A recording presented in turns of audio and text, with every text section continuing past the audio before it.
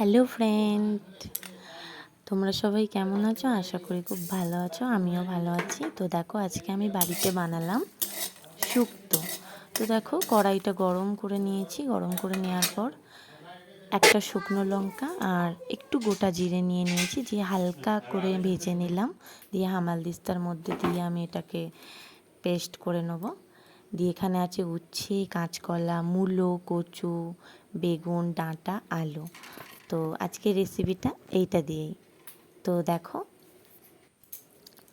কড়াইটা আমি গরম করে নিয়েছি। তার মধ্যে দিয়ে দিলাম তেল,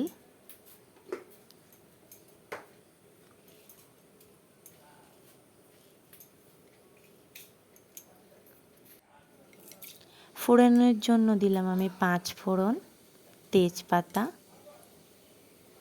আর সামান্য বড়ি।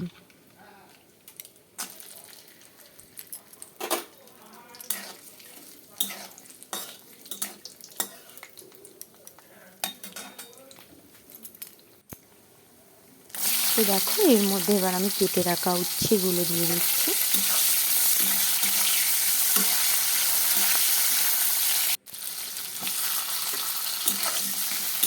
কাঁচকলাগুলো দিয়ে দিলাম। এর মধ্যে আমি এবার ডাঁটাগুলো দিয়ে দেবো।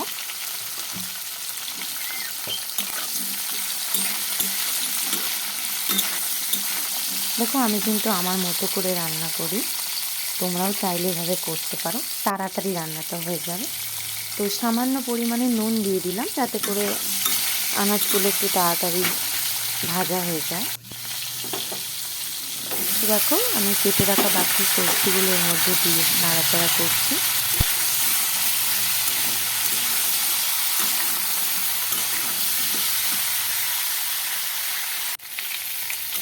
দেখো, সবজিগুলো কিন্তু আমার খুব ভালো করেই ভাজা হয়ে গেছে।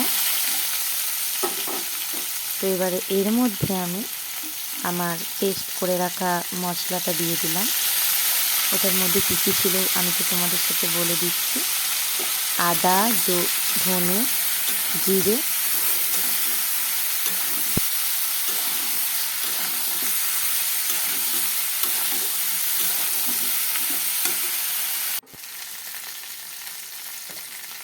এর মধ্যে আমি লঙ্কা আর হলুদ গুঁড়ো দিয়ে দিলাম। সামান্য পরিমাণে চিনি দিলাম আমি।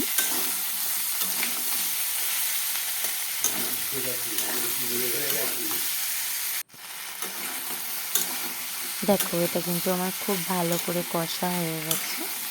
তো এবার এটার মধ্যে আমি জল দিয়ে দেব।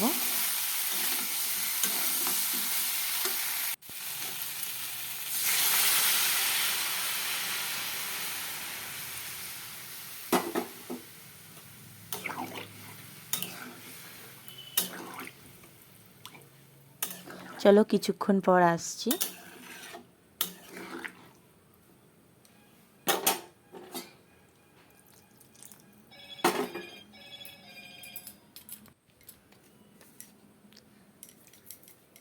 পরিমাণ মতো নুন দিয়ে দিলাম।